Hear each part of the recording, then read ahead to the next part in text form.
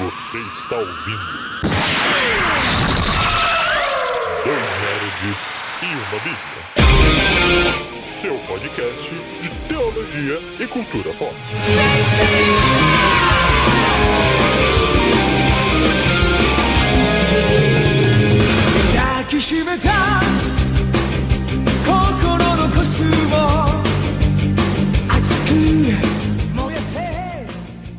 Sejam muito bem-vindos, meus amigos e minhas amigas, a mais um Dois Nerds e uma Bíblia. Eu sou o Beto, seu host de plantão, e aqui comigo eu tenho o Lucas Ferreira. Bom dia, pessoal. Mais uma manhã com vocês, falando de nerdices. Muito bom estar aqui com meu amiguinho Beto para conversar mais um pouco sobre assuntos nerds e teológicos. Eu tô com muito sono. Um bocejão aqui. Eu tô com muito sono hoje. Eu não devia estar com tanto sono hoje. Então eu vou acordar, amiguinho, porque o tema hoje não é um tema fácil. Antropomorfismos. Isso, é um baita de um tema. É muito interessante. É um nome grande. Então, meus amigos, hoje antropomorfismos e falar um pouco também sobre panteões. Vamos entrar um pouco nessa ideia tão presente dentro das religiões ao redor do mundo. Algumas características de antropomorfismo no cristianismo que a gente também vai explicar, e principalmente dentro dos nossos conteúdos nerds. Porque o que não falta é usar antropomorfismo em coisa nerd, principalmente quando se envolve outras religiões.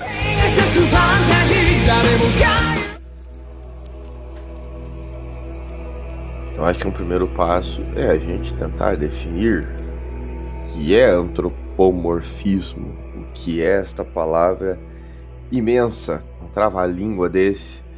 E antropomorfismo, se a gente for analisar bem no literalidade, seriam formas humanas, né? Seria a aparência humana.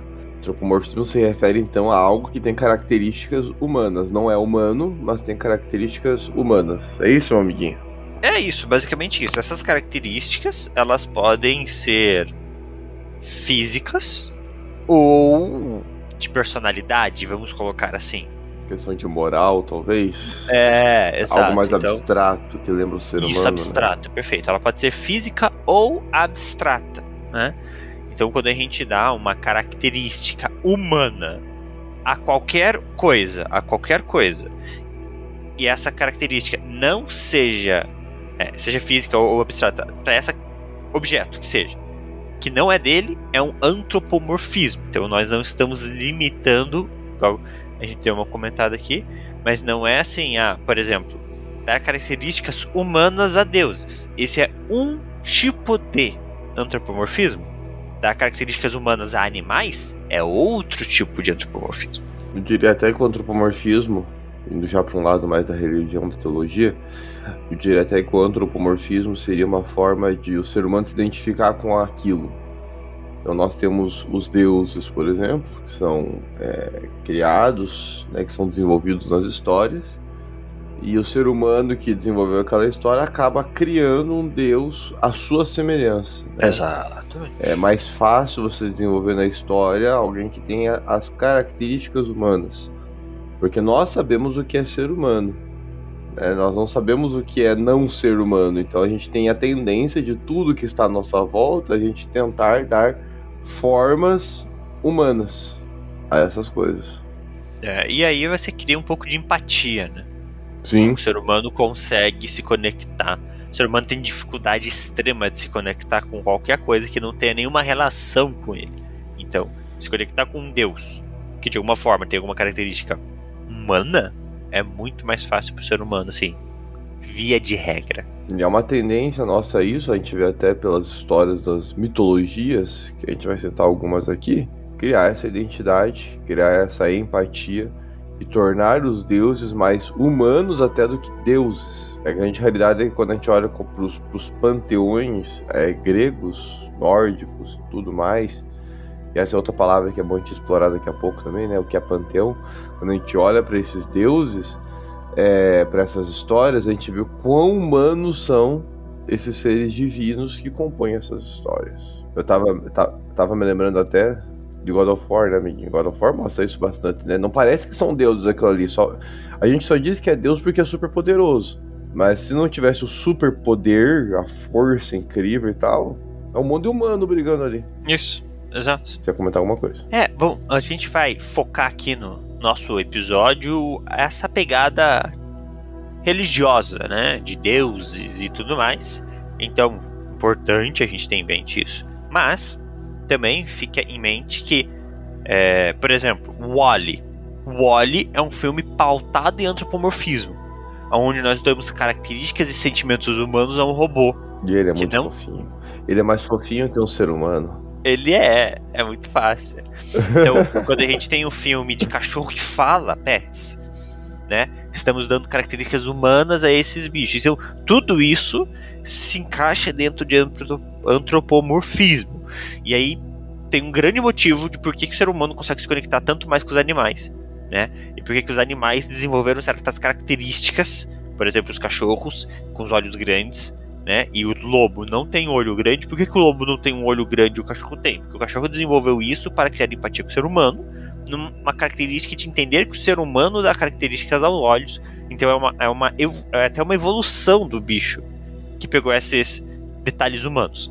Então a gente tem isso nas histórias, a gente tem isso em várias coisas. Então, por exemplo, você sabe aquela pessoa que tem um carrinho velhinho, muito amado, que ela gosta muito do carrinho, o carrinho tem até nome? É antropomorfismo. Não deixa de ser. Você falou isso, eu lembrei até de histórias. A gente não precisa nem pro mundo nerd, né? Se a gente vai pra fábulas, a gente percebe nas fábulas mesmo esses antropomorfismos, né? Você pega uma Chapeuzinho Vermelho da vida, o lobo mau. Uhum. O lobo mau é um homem mau, não é um lobo mau, é um homem mau. Dá pra ver que se ele não tem aparência, é só a aparência de um lobo. Porque o resto, tudo que ele faz na história, mostra que ele é um homem mau. Ele fala. Ele fala, ele ameaça, ele é malvado. Lobos não são malvados, lobos são animais, né? Não tem como animal ter uma moralidade do que Exato. É bom, do que é mal, do dar que é moralidade a esse elemento, né? Sim. Você tem os 3 porquinhos lá, né? Lembrei da história deles também, né? Que são. Eles têm todo lá constroem as casas e tal. E aí também estão em conflito com outro lobo, ele que vem como mal na história. Aí novamente, né? Se a gente for. Eu não sou um perito na origem dessas histórias, mas talvez se a gente for pro lugar de origem onde essas histórias surgiram, talvez um animal que dava trabalho naquele contexto fosse o lobo. Com certeza. Talvez ele era um animal que incomodava por conta dos seus instintos, ser um animal carnívoro, né, e tudo mais. Ele talvez incomodasse os humanos que cercavam o lugar onde esses autores viviam. Então isso justificaria dar características antropomórficas mais vilanescas para o lobo. Perfeito, concordo plenamente. E esses contos, essas historinhas, principalmente contos de fadas nas suas origens, e até a nossa própria cultura brasileira com o nosso folclore, isso vem muito de uma necessidade regional. Então a gente tem coisas esquisitas acontecendo, ou eu não quero que as crianças vão no meio da mata, no meio da noite, então eu vou contar uma historinha do do lobo mau, a historinha disso, daquilo, e a gente tem isso em todas as religiões, em todas as culturas, temos o nosso folclore brasileiro, que é maravilhoso, bizarro por sinal, temos isso muito forte na mitologia, na cultura nórdica, né? E temos isso muito forte na cultura inglesa, muito forte, na japonesa e asiática também, diga-se de passagem. Algumas desses lugares se mistura muito o folclore com a religião. A nórdica é uma dessas. Na mitologia e folclore nórdico andam juntos. Enquanto o Brasil é um país colonizado aí que tem um folclore próprio, mas a sua base religiosa que veio de fora acaba não se misturando tanto com o folclore. Mas de qualquer forma a gente vê esses elementos de antropomorfismo nas religiões e nos folclores. Seria sim, e cultura, né? Analisando cultura, é tudo aquilo que é produzido pela sociedade, né? Local e tudo mais. folclore é uma produção, a própria religião é uma produção, e eles vão dialogar, sim, entre si. E eu acho interessante até que você utilizar os animais, no caso do folclore, né? Você utilizar os animais, você utilizar os recursos da natureza, é uma forma de tornar mais didático o aprendizado para criança, por exemplo, né? Então, eu não quero... Você tem que cuidar da natureza. Por quê? Porque tem um guardião da natureza aqui. Daí você cria lá, no caso do folclore brasileiro, você cria o Curupira. Então é uma criatura que ajuda a proteger a natureza, e se você tentar queimar alguma coisa na natureza, botar fogo na floresta, o Curupira vem e vai te caçar. São historinhas que você vai criando para você conscientizar as crianças, conscientizar as famílias, né, as pessoas da forma da sociedade ali, do que é certo e do que é errado de ser feito. É muito mais fácil do que você explicar para a criança o que é uma ética responsável, o que são decisões responsáveis, né? Por que a gente tem que tomar decisões certas na vida. A criança vai tentar pôr um ouvido pelo outro.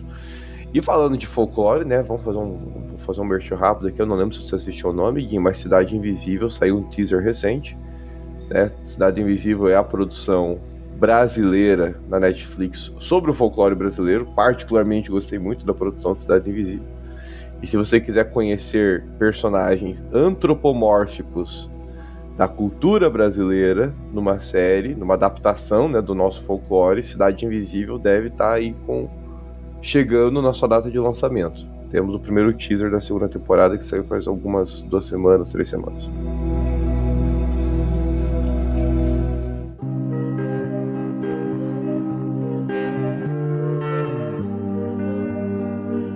Vamos para os panteões, então. O que é um panteão? Pois é, o que é panteão? Panteão seria vamos dizer, um conselho de deuses, vamos dizer assim. Panteão já é da religião, portanto, né? O conselho Jedi. Então você tem as religiões, em geral essas religiões, as religiões do mundo, em geral são politeístas, é importante a gente frisar isso. O cristianismo, o judaísmo e o islamismo são exceções na maioria das religiões que existem desde a antiguidade. A grande tendência das religiões mundiais é elas seguirem uma pegada mais politeísta, ou seja, ter vários deuses dentro dessas religiões. Reforço, cristianismo, islamismo e judaísmo são exceções à regra. O judaísmo é a primeira religião significativa monoteísta que vai surgir. Tem um ou outro que surgem também, mas é um ou outro. Estou falando aqui das grandes religiões. Então as outras religiões, elas têm um politeísmo, ou seja, tem vários deuses, e os grandes deuses que lideram essa religião, né, os grandes deuses, formam um panteão. Vou dar um exemplo aqui da religião grega, da religião grega, que é mais fácil para mim lembrar dela. Então você tem a mitologia grega. Tem muitos deuses da mitologia grega. É muita coisa. Eles têm um deus para cada coisa. No entanto, dentro desses vários deuses tem um panteão que seriam os principais deuses, vamos dizer assim, os mais fortes, os que comandam a bagaça toda no final das contas, né? Minha memória não falhar, mas ela deve falhar. Você tem o Zeus, né, que é o grande deus. Aí você tem depois os irmãos dele, né, que é o Poseidon, o Hades, a Hera, que é a esposa e irmã, a Deméter, a Hestia. E você tem os filhos dos Zeus, que são mais significativos também, que compõem o panteão. O Apolo e Ártemis, o Hefesto, se não me engano a Afrodite também faz parte desse panteão. E o Hermes, que é o mensageiro dos deuses. Se eu não me engano são esses, é esse o panteão grego. Então são os mais significativos, são os mais poderosos. Mas tem muitos outros, tem um monte de deus. Mas o panteão são os mais fortes. E a mitologia grega tem os deuses, tem os gigantes, que também são extremamente relevantes. Sim. Tem outras criaturas mitológicas, né? Os semideuses, né? Que é a mistura também, né? De deuses, heróis. Aí tem as criaturas. Por que eu quero ressaltar rapidinho as criaturas? Porque as criaturas mitológicas, normalmente, elas também têm características antropomórficas. E aí numa pegada mais física, né? Então, a gente vai ter o Minotauro, que é metade touro, metade humano. A gente vai ter a Medusa, que é uma mulher com cabelo de cobra, mas ela tem feições de mulher. Então, a gente tem as sereias, que é metade peixe, metade humano, os tritões. São elementos também que têm essa característica física humana. Os deuses, eles têm aparência humana, na grande maioria, e aí o antropomorfismo nos deuses é no âmbito impalpável. Sim. Seria numa questão mais abstrata, né? No caso dos deuses gregos, né? Eu sempre esqueço essa palavra, abstrata. Exatamente. No caso da mitologia grega, predomina mais deuses antropomórficos, né? Então você tem deuses fisicamente humanos e moralmente também humanos. Já é diferente da religião egípcia, só pra te dar um exemplo. Exato. O contraste, porque a religião egípcia você já tem outra palavra, você já tem uma religião zoantropomórfica. Por que o zoo? Porque a aparência é animalesca, só que a parte abstrata, né, a parte moral da mente é humana. Só que são deuses, ó mistureba. Então você tem um pouco de animal e humano que compõem um deus, que é um ser divino e tudo mais. Tanto que por isso que os egípcios adoravam, por exemplo, gatos. Sim, gatos, e são animais, é importante até ponderar isso, já que a gente entrou nessa questão também do antropomorfismo, que os animais que os egípcios vão colocar nos seus deuses são animais da sua cultura. Não vai ter animais que fogem ao conhecimento cultural dos egípcios, né? O gato é um animal que está no repertório dos egípcios, está no dia a dia, né? E aí você tem a Bast, que assume uma forma felina. Exato. Né? Você tem o touro, você tem a águia, o falcão, são animais que se você for no Egito ou nas cercanias do Egito, você vai achar eles lá. E não é que eles adoravam os gatos assim, meu Deus, eu vi um gato aqui, vou fazer um sacrifício pro gato. Não é isso. Eles respeitavam gatos como imagens divinas, assim como, por exemplo, os hindus respeitam alguns animais. Né? Não é que eles veneravam o faraó. Sim, o faraó inclusive era um representante dos deuses, era a encarnação do deus Horus, na visão deles. E é muito interessante, acho que é bem um outro conceito que é importante, então a gente fala, né, que nós falamos de antropomorfismo, antes de entrarmos no bate-papo aqui, falamos de antropomorfismo, falamos de panteão, mas acho que é importante também definir o que é Deus, então, nessas mitologias todas, né? Porque nós estamos acostumados, e o nosso público deve ser um público cristão, na sua grande maioria, a gente está acostumado com o Deus da Bíblia, com o Deus cristão. Um Deus que é apresentado para nós, e depois no final desse cast a gente vai fazer uma comparação. Mas quando a gente olha para essas mitologias todas, fica a grande indagação, mas tá, quem que é Deus ali? Porque se essas criaturas têm aparência humana, aparência animalesca, questões de moralidade também são humanas, o que tem de Deus nesses seres? O que tem de Deus ali é um controle sobre a criação, né? Então você tem deuses que regem, pegar a mitologia grega ainda, que acho que é mais conhecida de todos nós, né? Você tem um Poseidon que comanda os mares. Um ser humano não consegue fazer isso, mas o Poseidon, apesar de ter aparência humana, de ter a mentalidade humana, ele tem um domínio grande sobre os mares. É um ser muito poderoso. Vou lutar contra um deus. Tente, você vai perder provavelmente. É só no God of War que os humanos conseguem derrubar os deuses, que é o Kratos, né? Só o Kratos que consegue essa proeza. E é algo mitológico também, né? Ele tem ali um sangue de Deus também, não é porque ele é um cara loucão e tal. Porque um humano comum não vai conseguir derrubar esses seres, porque eles são muito poderosos em questão de força mesmo, né? De poder. Então eles têm, eu diria que a grande distinção para esses seres serem Deus é o poder e o domínio deles em alguns aspectos da criação, coisa que os humanos não vão ter. Mas esses seres têm. Alguns desses deuses não estarão relacionados diretamente com o ato criacional, mas alguns sim. Temos alguns desses deuses que recebem o prêmio da criação. Então, se a gente pegar na mitologia grega, o Cronos, que é o primeiro de todos os deuses, ele criou o tempo. Então vejam, é um deus que criou o próprio conceito de tempo, que é algo extremamente que afeta a todos nós. O tempo é o vilão de toda a vida. O tempo causa morte a todos os seres vivos.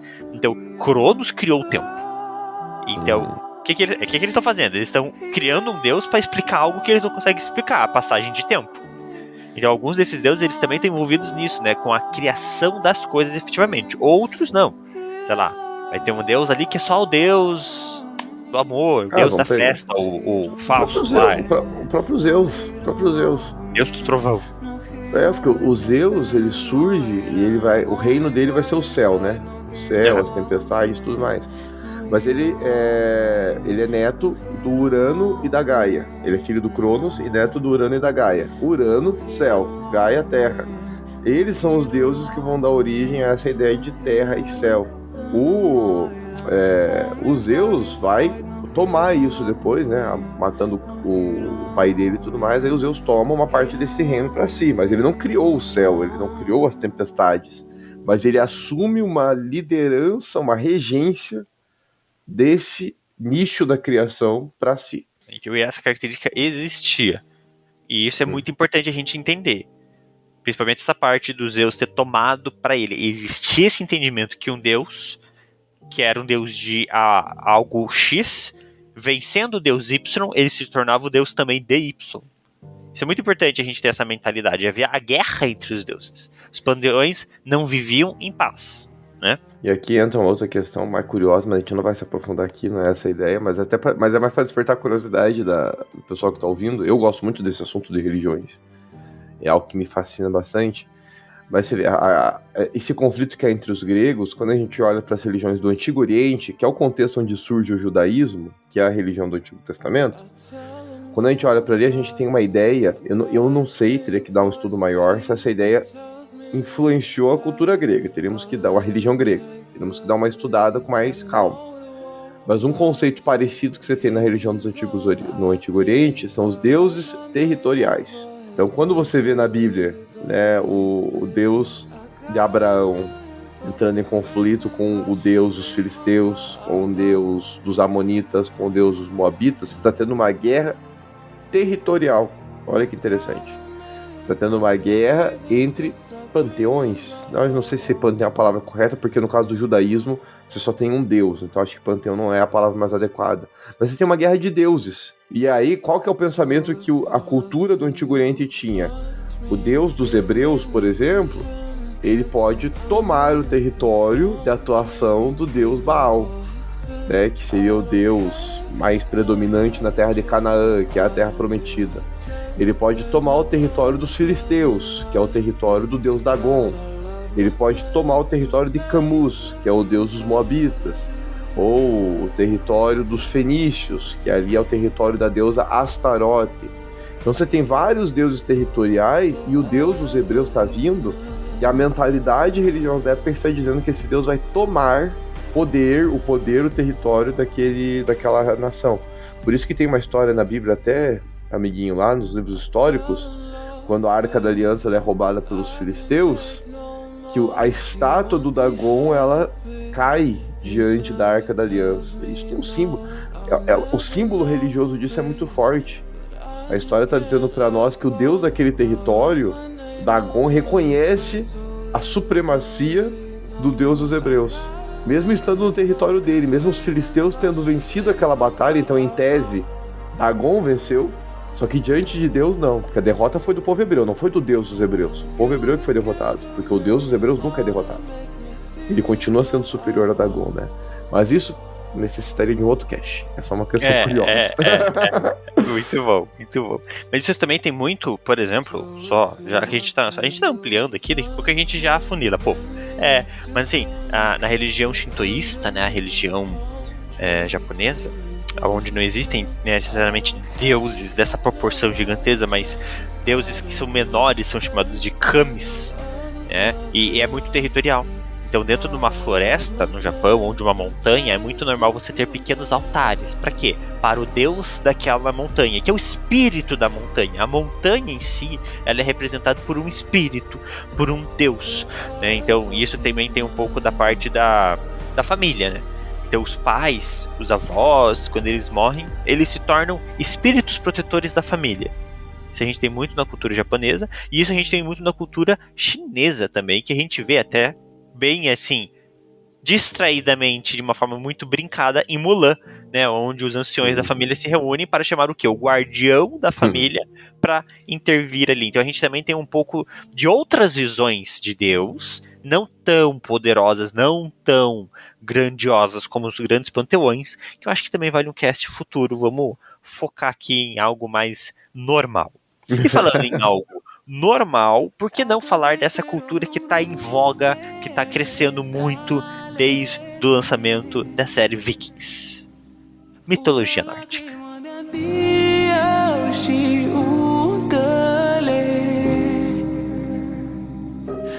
Rapaz, mitologia nórdica, eu confesso que eu não assisti Vikings, né? Não conheci a série. Mas God of War Ragnarok me apresentou um pouco mais da cultura nerd, da cultura nórdica. E também algo que eu joguei no passado, né? Age of Mythology. Jogou, amiguinho? Com certeza. Orra! O que eu usei de cultura nórdica foi jogando Age of Mythology. Foi ali que eu conheci um pouco desse universo. Mas a gente vê na cultura nórdica o quanto os deuses, eu diria, eles são... É um contraponto. Não vou dizer que é um contraponto, acho que é um reforço, não um contraponto ao que a gente falou aqui da mitologia grega. O desenvolvimento desses deuses, das histórias desses deuses, ela reflete muito o contexto da região onde essas histórias nascem. Então você tem personagens maiores, imensos, que é algo cultural ali da região. São humanos, né? São muito humanos. Esses deuses, eles têm uma característica humana muito forte. Eles estão no dia a dia ali. O Thor, eu me recordo de isso foi lendo... Ai, meu Deus, qual que é aquele quadrinho do Thor? O Carniceiro dos Deuses. Certo. Lendo o Carniceiro dos Deuses, do Thor, que inclusive, meus queridos, era referência do trágico filme que saiu ano passado. Leiam o HQ do Thor, vale a pena. Não levem em conta aquele filme horrível, porque a HQ é muito boa do Carniceiro dos Deuses. Você vê o primeiro quadrinho, né? As primeiras páginas do primeiro volume do Carniceiro dos Deuses são os deuses, é um deus andando com os humanos ali, eles estão numa guerra, e os deuses nórdicos amam uma guerra, e o deus tá lá junto com eles, junto com os humanos ali no meio da guerra, e depois ele vai eles vão pro... Como que é o nome do bar? Da boate nórdica? Esqueci o nome. Eles vão lá e bebem juntos. Ok.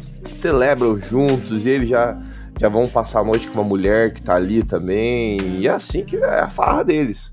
Algo muito antropomórfico, né? Muito. A mitologia grega, a gente tem muita documentação, né? Acho que ela sempre observou muito. A mitologia nórdica, a gente não tem muita documentação. Porque o que acontece? Os nórdicos, eles demoraram para se organizar como nação. Então você fala assim, quem são os nórdicos? É um monte de povo. Os principais descendentes nórdicos hoje a gente conhece como a Dinamarca, mas a Escandinávia, a Dinamarca, todos os países ali da região de cima, a Groenlândia, Islândia, né? E parte da Inglaterra, exatamente por causa dessas invasões dinamarquesas na época dos Vikings. Mas assim, o que a gente tem efetivamente de mitologia nórdica salvo, guardado? A gente tem poemas e contos. E aí a gente cria em cima de poemas e contos. Então tudo que a gente tem na mitologia nórdica é muito difícil de compreender. Mas um fato é que você tem um tema que passa por toda a mitologia nórdica, é o medo da morte. Inclusive os deuses têm esse medo, né? Então, sim, eles. Os deuses são pautados no medo da morte. Principalmente Odin e o Ragnarok. Então, Spoilers, você vai dar spoilers de God of War sem ter jogado God of War. Não, eu estou dando spoilers da mitologia nórdica. Mitologia nórdica. Eu li dois livros sobre folclore e mitologia nórdica no passado, retrasado. Estou falando de mitologia nórdica. Existe dentro da mitologia nórdica algo muito semelhante à mitologia grega, que são videntes, né? E aí na mitologia grega, a gente tem aquelas irmãs do... Tem as irmãs do destino. As irmãs do destino na mitologia grega. São as três, né? Geralmente elas são apresentadas em 3. E na mitologia nórdica nós também temos, que foram até apresentadas... Onde é que foi que elas foram apresentadas? Em Sandman. Inclusive em Sandman, elas aparecem com os vários nomes que elas recebem nas várias mitologias. Isso, exatamente. Em Sandman a gente tem uma cena muito legal delas. Mas, vai lá, na mitologia nórdica, então, se eu não me engano, tá, gente? Eu posso estar errando. Se eu estiver errando, você só fala assim, Beto, você errou. Mas se eu não me engano, lá nas raízes de Yggdrasil, aonde fica ali a Casa da Morte, elas ficam ali. E o Baldur até tá lá também. E o Odin vai lá e ele troca o olho dele pela visão do futuro. Por isso que o Odin não tem um olho. E aí, nessa visão do futuro, elas dão pra ele um relato específico do Ragnarok, que é o fim dos tempos. E aí, fica claro pro Odin que ele morreria no Ragnarok. E que todos os deuses morreriam no Ragnarok. Então, a partir desse ponto da história do Odin, ele vive um constante medo do Ragnarok. Então, assim, o medo perpassa em todos os eventos, os grandes eventos. A história do Baldur existe porque medo do Baldur morrer. E aí vai lá e acontece toda aquela pegada da proteção ao Baldur, né? Que foi muito bem adaptada no primeiro God of War de 2018. Então, assim, é muito interessante porque a gente pensar o quê? Nosso Deus, se tem uma coisa que ele não tem, é medo da morte. Uhum. Tanto é que ele enfrentou ela, né? Exatamente, ganhou. E aí a gente tem aqui uma cultura pautada em medo da morte, em tentar fugir da morte, porque esses deuses, eles são eternos, mas eles não são imortais. E isso é muito louco. E aí, amiguinho, a gente vai pra uma outra questão aí. Dessa sua fala surgiram vários insights aqui na minha mente. Vou tentar compartilhar brevemente alguns deles, porque acho que são insights longos. Mas um primeiro insight, ainda resgatando a ideia do antropomorfismo. Uhum. Esses deuses são criações humanas, né? Então, humanos criaram essas histórias desses deuses. Esses deuses refletem, portanto, o medo do ser humano a respeito da morte. Claro. Então, o Odin tem medo da morte porque o ser humano que criou a história do Odin tem medo da morte. Porque é uma cultura guerreira, né? São povos guerreiros os nórdicos, são povos conquistadores. Então eles estão constantemente lidando com a morte. É algo diário, faz parte da vida deles. Eles têm que lidar com a morte sua, de amigos e familiares. Então, esse foi o primeiro insight que me veio, né? O quanto o Odin, Thor e tudo mais refletem, no final das contas, esse antropomorfismo da cultura que eles estão inseridos. E a outra questão é a própria romantização, porque eu não vi a série Vikings, mas pelo visto Vikings deve preservar bastante essa ideia mais original dos deuses nórdicos. Porque uma das coisas que a Marvel fez quando aderiu à cultura nórdica no UCM foi dar uma certa romantizada nesse mundo nórdico, né? Então você tem um Odin, por exemplo, né, o pai de todos, que é apresentado para nós ali, é um velhinho sábio. O pai de todos ali é um velhinho gente fina. É legal o pai de todos, ele não é um cara... ele é assim. Ele é um velhinho gente fina. Você leu o Pecado Original? Não, eu tô falando do CM, não li os quadrinhos. Tá. Bom, ele é um velhinho legal, ele é um velhinho legal. Ele é um velhinho legal. Eles até colocaram lá, eu não lembro o nome daquele ator, mas não tem como não gostar daquele ator. Você se apega ao personagem, ele é fofinho. O Thor virou um protagonista, né? Virou um dos galãs do UCM, né? E tudo mais. Apesar dos filmes serem ruins, o Thor é um personagem bem quisto do UCM. Vai ver as histórias nórdicas, quem é o Odin e Thor. Eu concluí Ragnarok, a história principal, né? O God of War Ragnarok. Cara, o Odin, ele tem pavor do Ragnarok. Não é um medo qualquer. Ele tem pavor e ele quer evitar o Ragnarok por todo. E ele não vai medir esforço pra isso. Ele vai matar quem precisa matar. Não importa se é filho, não importa se é neto, neta, não importa. Ele vai matar, nem que fique só ele. Mas ele vai matar quem for necessário matar pra impedir que o Ragnarok venha. Porque ele não quer morrer e ele não quer perder Midgard. Midgard não, é Asgard. Ele não quer perder a casa dele. E ele vai continuar reinando soberano ali. Então, você vê um cara extremamente egoísta. Um ditador pensando apenas em si. Coisa que o nosso Deus também não faz, apesar de alguns acharem. O nosso Deus, ele não vai nessa pegada de um egoísmo. E aqui eu coloco egoísmo como... Porque o nosso Deus, ele busca a glória para si. Mas a glória que Deus busca para si é justamente porque nele não há imperfeições. Você tem um Odin cheio de imperfeições. Então, como que alguém cheio de imperfeições quer assumir um posto de ser adorado e glorificado só porque tem poder?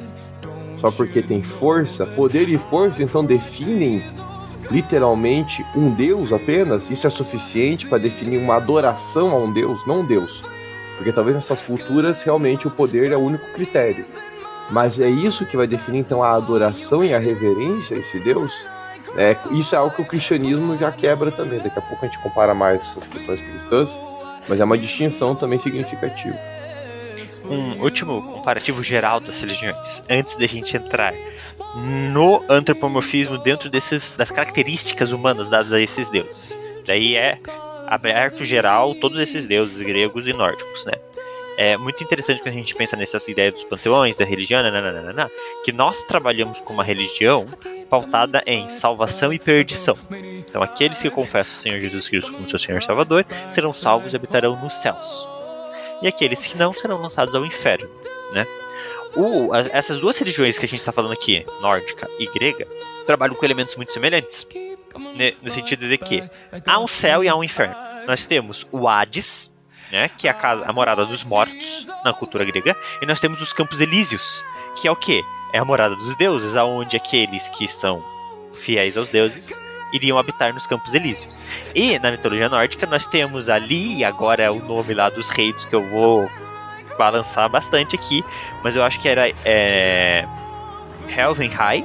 Helheim. Que é a casa, o mundo dos espíritos. E nós temos Valhalla, que é o salão dos grandes guerreiros. Ou seja, na mitologia nórdica, ou você vai pro mundo de sofrimento da alma, ou você morre em guerra e vai continuar guerreando o resto da vida. Não tem paz na mitologia nórdica.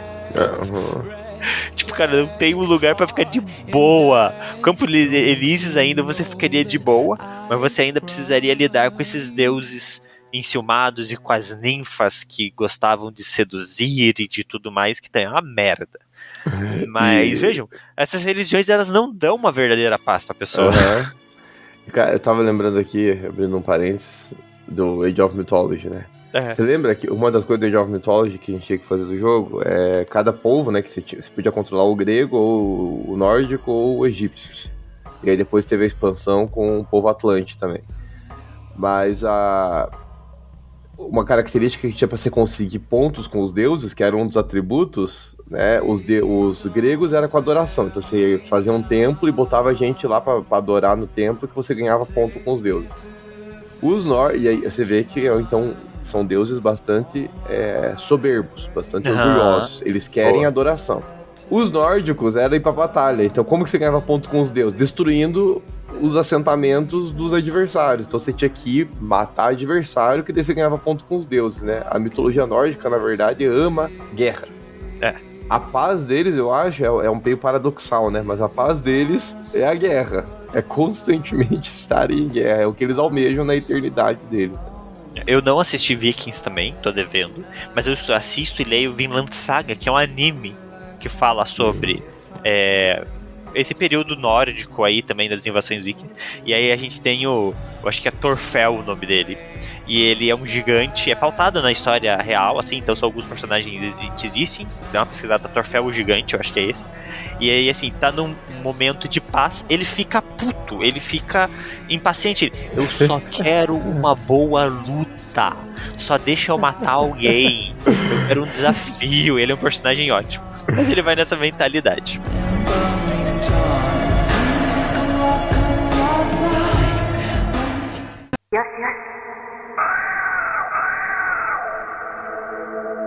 Falando agora no aspecto mais geral das religiões, né? Falamos aqui um pouco da mitologia grega e nórdica. A gente até tinha colocado aqui na nossa pauta de tentar entrar nas outras, mas daí a gente vai se perder se a gente for trazer exemplos das outras. E acho que na nossa cultura ocidental, gregos e nórdicos têm uma proximidade maior até com a cultura que a gente tem de séries e de filmes. Mas a gente quer dar algumas características antropomórficas gerais, que em geral esses deuses, essas histórias mitológicas têm para nós e que mostram um pouco do ser humano. A gente já falou aqui dando algumas pinceladas, mas a gente quer trazer alguns apontamentos mais diretos de características antropomórficas que há nos deuses gregos e nórdicos. Eu vou começar aqui com uma primeira que comecei a falar aqui dos gregos, que é a questão da vaidade e do orgulho. Os deuses, em especial os gregos, vou focar neles aqui, são muito vaidosos, são extremamente, a tal ponto que as pessoas elas precisam ir aos templos deles, prestar culto, para conseguir favores deles. Então você não vê nos deuses gregos misericórdia, não existe misericórdia e compaixão, não existe na mitologia grega, existe vaidade. Então eu quero ser bem sucedido na minha vida amorosa. O que eu vou fazer? Eu vou lá no templo da Afrodite e vou prestar uma oferta à Afrodite. E aí a Afrodite vai me abençoar porque eu estou inflando o ego dela. Afrodite, eu dependo de você para minha vida amorosa ser bem sucedida. Afrodite, eu dependo do seu bom humor e da sua alegria. Poseidon, deus dos mares, então eu vou fazer uma viagem de navio na mitologia grega. O que eu vou fazer? Eu vou lá no templo de Poseidon apresentar um culto ao Poseidon, uma adoração a ele, e vou inflar o ego do Poseidon, porque eu sei que você pode acalmar os mares para mim. Eu dependo de você para isso. Então você vê deuses extremamente vaidosos. Você não tem um relacionamento baseado no amor entre os deuses gregos e os seres humanos, mas sim na troca de favores. O Deus quer ser adorado e o ser humano quer o favor daquele Deus. Essa é a relação. É uma relação bastante utilitarista, vamos dizer assim. É um relacionamento horrível, na verdade, entre humanos e deuses. Mas isso demonstra a vaidade e o orgulho que perpassa muitos. É um antropomorfismo muito presente na cultura grega. Tem no Deuses Americanos uma deusa que vem sobrevivendo de formas muito complicadas. Eu não vou lembrar o nome dela agora, eu queria pesquisar aqui, eu tô com o livro longe pra eu conseguir pegar, mas ela vive exatamente isso. Ela foi, sei lá, uma grande deusa egípcia por muito tempo, era venerada, e aí agora como humana, né? Assim, vivendo num mundo onde não há mais tanto essa veneração, ela vive da prostituição, e aí quando ela pega ali a vítima dela, que vai pagar pra ela fazer o serviço, ela vai pra um quartinho, ela acende velas, e ali num momento de relação, ela exige veneração. Ela exige que a pessoa que tá ali com ela a venere, e ele começa, porque eu te adoro, porque eu adoro o seu corpo, porque eu isso, porque aquilo, até que ela consome a existência daquele ser pra se manter viva. É muito interessante, é uma cena forte. É Ishtar, né? Não sei, desculpa. É a primeira temporada, não é? Foi a primeira temporada já tem ela. Se eu não me engano é Ishtar o nome dela. É uma grega, uma deusa mesopotâmica, né? Que os deuses americanos mostram várias mitologias, né? Sei lá. Se eu não me engano é uma deusa mesopotâmica, é Ishtar. Se tiver memória não falha, me chamou a atenção também. Eu acho que ela passou por vários momentos. Na Mesopotâmia ela tinha um nome, no Egito ela tinha outro nome. Isso. Ela vai se adaptando à cultura e ela vai vivendo. Mas é interessante isso, essa vaidade, essa necessidade da adoração. O que mostra também um pouco, os deuses americanos mostram muito disso. É a limitação dos deuses, né? Eles são muito limitados dentro do que eles podem fazer. Esses deuses de poderosos, eles têm só algumas coisinhas. Eles não têm uma ideia de onipotência. Não tem onipotência, não tem onisciência, não tem onipresença. Na verdade, eles não têm os onis que tem no Deus judeu, no Deus cristão. Esses deuses não têm. E eles são muito limitados. Esses próprios distúrbios emocionais deles, essas explosões emocionais, eles demonstram suas limitações. Você tem deuses que perdem a razão, eles perdem o bom senso, eles entram em guerras que eles não precisariam entrar se eles tivessem um pouco de inteligência emocional, mas você vê o quão limitados eles são, e essa limitação também vai até diante de outros deuses.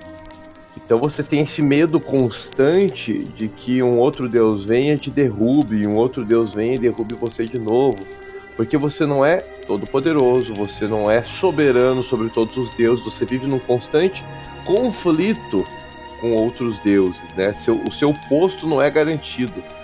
E isso também, isso na cultura egípcia, a gente não citou ela aqui, mas é bem presente, né? Você tem ali o Osíris, por exemplo, né? Que é o chefão do mundo dos mortos, e ele é o chefe do panteão egípcio. Você tem ele num constante conflito com Sete, por exemplo, que é um deus mais vilanesco. Você tem o Horus, que é o filho dele, com a Isis, se eu não me engano. Eu não domino muito a cultura egípcia, eu tô fazendo aqui, tentando resgatar um pouco da história. Mas é uma briga que eles têm entre si pelo poder dentro do panteão. O Sete, ele está constantemente tentando derrubar o Osíris para se manter no poder. Se eu não me engano, eles são irmãos, e eles ficam nesse conflito. Então, porque os deuses, eles vivem nessa limitação. Então tem limitação emocional, tem limitação em relação aos seus companheiros, né, de divindade, tem limitação nas suas falhas, eles falham demais, né? E Zeus, ele não consegue ser fiel a Hera. Sim. Até que muitos... Metade dos deuses é filho dele. É filho dele. Então você tem deuses que são filho dele, e você também tem muitos humanos, ele se relaciona com mulheres, e os frutos desses relacionamentos vão ser os semideuses. É o caso do, se eu não me engano, Hércules. Não, Hércules acho que é deus, é semideus, não lembro agora. Semideus, né? Hércules, Perseus. Uhum. O Perseu é isso, Perseu. O Teseu acho que é filho de Poseidon. É, alguma coisa assim. Mas enfim, o Hércules é semideus, se eu não me engano. É semi. Aí ele faz os 12 trabalhos pra ganhar títulos de divindade, não era isso? Ah, então beleza. Aí você tem o Apolo e a Ártemis, que em tese, se eu não me engano, não, é como a deusa, porque eles são deuses 100%. Vamos ficar então dos que a gente sabe, o Perseu, o Hércules, e é muito difícil, porque como essas culturas têm muitas adaptações, tipo assim, eu não posso me contaminar com o filme Hércules da Disney, porque não tem nada a ver com aquilo. E ao mesmo tempo, eu também não posso me contaminar com God of War, porque tem as suas alterações. Então é um pouco difícil. Mas tinha muito disso. E era sempre assim, fulano por inveja de ciclano fez tal coisa. Fulano por inveja de ciclano fez tal coisa. Sempre vai nessa pegada, né? Então, por exemplo, a história do Minotauro, lembra? Do Teseu com o Minotauro, a origem dele? Antes o cara da ilha lá, que tem a ilha do Minotauro, o rei dessa ilha, ele prometeu, ele fez um acordo com Poseidon, que tudo que viesse dos mares ele ofertaria a Poseidon. E aí aparece um boi de ouro. E o cara fica, meu Deus, esse boi de ouro. O boi de ouro não, desculpa, um boi. Muito bom, um boi sai da água. E aí, o que esse rei faz? Ele esconde esse boi no meio do gado dele e entrega um outro boi qualquer pra Poseidon. Como se Poseidon não fosse saber. E aí Poseidon fala assim, você tá nessa então? Você vai fazer isso? Então tudo bem. Já que esse boi é tão importante pra você, sua esposa vai se apaixonar por esse boi. E aí a esposa do rei fica apaixonada pelo boi. E aí ela usa até um outro cara aí da mitologia que cria uma roupa de vaca pra ela ter relações com esse boi. E aí dessas relações nasce o Minotauro. Então a própria mesquice do ser humano envolvida com Deus fez nascer o Minotauro, que foi um grande pedra no pé desse rei. E aí ele criou ali o labirinto do Minotauro. Aí a filha dele, se eu não me engano, que é Ariadne, tá vinculado com tudo isso. O Teseu vai depois. Tem todo eu lembro depois, como ele é rei, ele é um rei de várias nações, né? Se eu não me engano, ele oferece vários sacrifícios por ano a esse Minotauro. E a ideia é que as pessoas que entrem ali matem o Minotauro, só que são literalmente sacrifícios, porque ninguém consegue, uma criatura muito poderosa, até o Teseu chegar. É o filho dele, né? Mas é o filho dele não, é o filho da esposa dele, né? É o enteado dele. Mas assim, esse é o nível bizarro que acontece, né? Então, esses deuses, eles têm isso, eles têm relações com os seres humanos, eles se colocam ao nível humano, ao nível emocional do ser humano.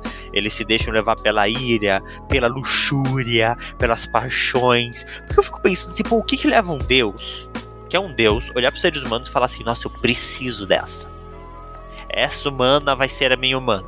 Sendo que o cara é um deus, né? Então, eles se deixam levar por quê? Por esses prazeres humanos. E a cultura grega era uma cultura dada, né, ao sexo, ao vinho e às festas. As grandes orgias. Então faz sentido os nórdicos se darem à guerra e os gregos se darem aos relacionamentos físicos. E aí vem outra questão então também, né, amiguinha, que são as paixões. Os deuses, eles se entregam demais às suas paixões. As suas musas. Então o foco deles é o prazer deles. É por isso que eles são muito egoístas, né? São muito vaidosos, porque eles querem saciar seus próprios prazeres. Nesse sentido, o Thor dos filmes da Marvel, no seu primeiro filme, ele representa bem isso. É um cara dado aos seus prazeres. Legal. Isso eles acertaram. Por isso que ele não é digno. Exatamente. Ele tem que lutar pra conseguir se tornar digno da Mjolnir. Mas as paixões é algo que direciona muito as razões. E aí, já aplicando, né, algo da nossa realidade cristã, as paixões é algo que a gente combate no cristianismo, porque as paixões humanas, elas são falhas. Trazendo para o cristianismo, quando a gente pensa, o cristianismo ele traz a ideia de lutar contra as paixões humanas, as paixões da nossa carne, porque as nossas paixões e afetos sempre vão nos levar ao pecado. Por outro lado, você tem deuses que não querem eliminar suas paixões, eles querem alimentar as suas paixões. A busca pelo prazer individual é o que norteia esses deuses. E isso também é um problema bem antropomórfico que está presente nessas mitologias.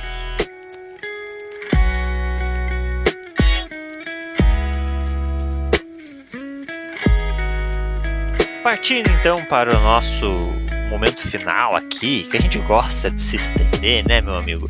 Vamos para os antropomorfismos dentro da religião cristã, né? Que é a parte que nos diferencia completamente dessas religiões, é como Deus lida com o ser humano e quão distante Deus é desses elementos humanos. Então, vamos lá, daria aqui vou tentar não ser longo, mas o antropomorfismo ele está muito presente na Bíblia, mas acho que aqui vem uma primeira distinção. A Bíblia, por ser um livro inspirado, ela tem, nesse aspecto da inspiração, ela tem, em parte, aí, o repertório dos seus autores. Então, o ser humano que participou da concepção da Bíblia, ele contribuiu, em parte, para a sua escrita. Isso quer dizer que tem coisas que ele recebeu de Deus, e que aí ele vai registrar, que ele mesmo não consegue entender, porque ele é limitado. Vou dar um exemplo aqui. Uma palavra perigosa, que a gente não vai se estender no significado dela. Deus se arrependeu. Ok. A gente já Você trava e foi pensa. no ponto, né? A gente já trava e pensa, então Deus errou, porque arrependimento pressupõe erro. Não, o Deus da Bíblia não erra. O que acontece ali? Você acaba usando uma palavra mais próxima que existe na nossa limitação humana para tentar expressar o que aconteceu com Deus. Porque o Deus da Bíblia, ele está tão distante do ser humano, em questão de característica, entendo, distante no sentido de natureza. Exato. Distante no sentido de características, de ser. Não distante no sentido relacional. Exato. Mas no sentido de ser, ele está tão distante do ser humano, que quando eu vou comparar quem Deus é, descrever, não tem palavras na nossa cultura. Aí o que a gente faz? A gente tenta pegar as palavras mais próximas. Então, Deus se arrependeu. Mas não é uma palavra ideal. Não é a palavra ideal. É o que a gente tem disponível no nosso repertório gramatical. Quando a gente analisa todo, e aí vem o exercício hermenêutico, né? Então, sempre que a gente vai ler a Bíblia, a gente tem que fazer esse exercício interpretativo de analisar gêneros, analisar o estudo da palavra no seu sentido original, ver comparações com outros textos, né? Então, você que é nosso ouvinte, que tem dificuldade em ler a Bíblia, a gente tem que fazer esse exercício sempre. Não é só pegar a palavra ali aleatória e pronto, é isso, tá errado. Mas o estudo, né? Por isso que tem a teologia. A teologia existe para isso, para estudar esses textos, né? Mas o arrependimento é um exemplo, é um antropomorfismo, mas que não é por conta do ser de Deus, é por conta da limitação de quem escreveu sobre o ser de Deus. Esse Seja é o problema. uma limitação gramatical da escrita ou de compreensão humana. Isso. Então, o que a gente mais tem de antropomorfismo envolvendo Deus é aquela: acaso Deus está com os braços encolhidos para o seu povo? Deus tem braço, meu amiguinho? Deus é espírito, ele não tem braço. Deus não tem braço. Os ouvidos do Senhor estão fechados para mim. Deus tem ouvido? Não. tem. A gente tem muitas características físicas humanas nesse sentido de que é nosso. Porque, cara, como é que eu vou explicar que Deus tá o quê? Disponível para mim? Ele está de braços abertos para o seu povo, né? Então, a gente tem essas características que não são características dadas a Deus igual a dos outros deuses, igual, vamos lá, os deuses egípcios, que são meio humanos, meio bichos. Não é isso. São características que são dadas às ações de Deus pra gente entender essa ação de Deus. Porque aqueles que são mornos serão vomitados da sua presença. E Deus lá tem estômago pra vomitar alguma coisa, meu querido. Deus nem come. Ele é Deus. Ele autossustenta a si mesmo. São imagens, né? Metáforas. Metáforas. Pra fazer o quê? Esse comparativo, né? Físico de Deus. E aí a gente também tem esses comparativos morais. Se arrependeu, que é muito complicado, né? E a gente também tem que entender que no decorrer da Bíblia a gente tem uma evolução de compreensão. Já falamos no último episódio sobre a revelação divina de Deus. Então, a revelação de Deus vai apresentando novas características. No começo do episódio, Lucas falou sobre o territorialismo dos deuses no antigo Israel, né? Então, Deus, ele é o eu sou, ele vai se apresentando e vai mostrando quem ele é e as características que ele tem conforme ele vai derrotando outros deuses e mostrando pro povo, ó, quer água, eu dou água, quer comida, eu dou comida, eu sou um Deus que faz isso, eu sou um Deus que faz aquilo, e tá. E aí é muito também... interessante o que você estava falando, desculpa, sobre ele é um Deus muito distante em essência do ser humano, mas muito próximo de relacionamento, o que é o extremo contrário de todos esses outros deuses que a gente está olhando, que são extremamente próximos a gente em essência, eles são falhos, eles são irados, eles não têm inteligência emocional, mas eles são distantes da criação. Aí para eu ir lá me relacionar com Deus, eu tenho que ir num altar, eu tenho que fazer todo um caminho para ir para um templo tal, porque o templo da deusa Atena fica só em Esparta e todas essas limitações. E indo ainda nesse aspecto do relacional que você entrou, o Jesus é a maior prova disso, né? O Deus que é o ser divino em sua essência abre mão de sua glória para se relacionar conosco. Você não vê no Deus da Bíblia um Deus utilitarista. Ah, mas ele mandou o pessoal ir para a guerra e matar todo mundo e tal. Revelação progressiva tem que ser usada aqui. O respeito à cultura do seu tempo e tudo mais tem que ser analisado com calma. Não é o tempo para a gente discutir isso aqui, mas a gente não pode julgar, primeiro, sem ler, né? Que tem gente que fala tudo isso sem ter lido a Bíblia, e segundo, sem saber interpretar o texto bíblico, sem ter o domínio das técnicas de interpretação do texto bíblico. Porque quando você vai para o Novo Testamento, que não é um livro diferente, é o mesmo, só que já está mais avançado na revelação progressiva. Então, quando você vai para o Novo Testamento, que Deus utilitarista se tornaria homem para morrer por seres humanos que o rejeitam.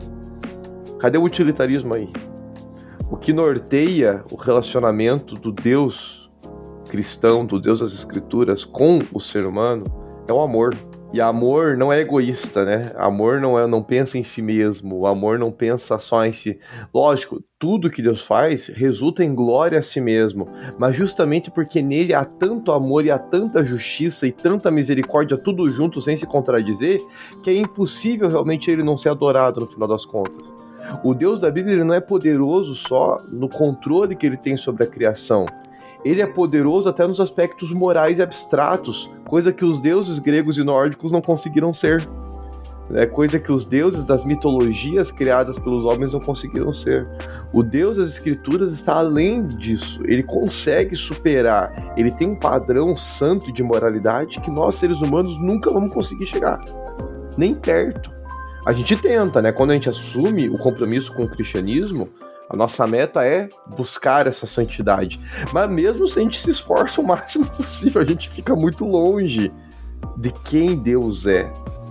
Mas, voltando para o aspecto relacional, esse Deus se tornou homem para se relacionar conosco. Você não tem isso em nenhum lugar das mitologias gregas e nórdicas, que foram as que a gente utilizou aqui. Você não tem um Deus se encarnando por amor à humanidade. Você pode ter Deus se sacrificando por um filho, talvez, ou por alguém que ele ama, mas é sempre assim, ó, é uma pessoa. O Deus da Bíblia foi por uma humanidade inteira, que o rejeita até os dias de hoje. Então, assim, cara, é um nível de compreensão. E aí, como que a gente tenta traduzir isso com antropomorfismos? Não dá, aí você trava. Eu acho que Jesus aqui, vou usar aqui uma ilustração bem do Lucas, não é coisa de Bíblia nem nada. Mas acho que foi justamente por ausências de antropomorfismos adequados que Jesus precisou vir. Já que vocês têm dificuldade de entender quem sou eu e o que eu quero de vocês, eu vou me fazer vocês, para ver se vocês entendem melhor como funciona, qual é a dinâmica. Eu continuo sem entender, mesmo Jesus tendo sido feito homem. Mas apesar de não entender, eu escolhi crer e viver o amor desse Deus e é isso.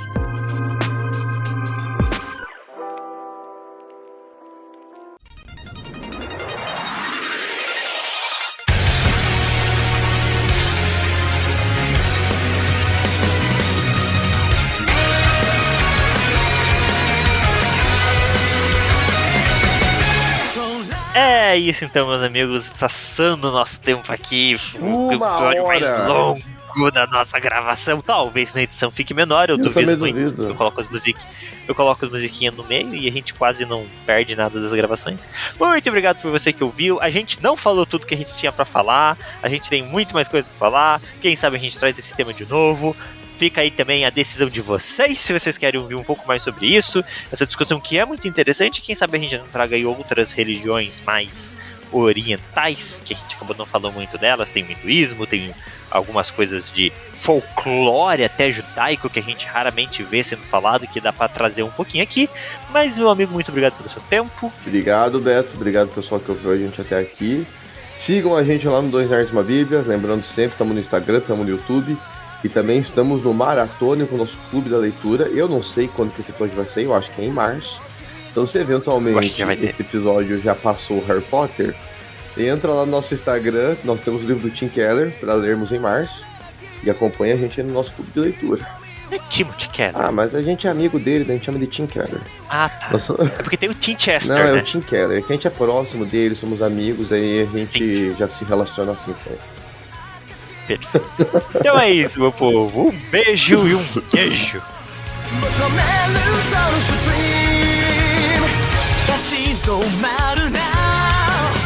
若き勇者未来を阻む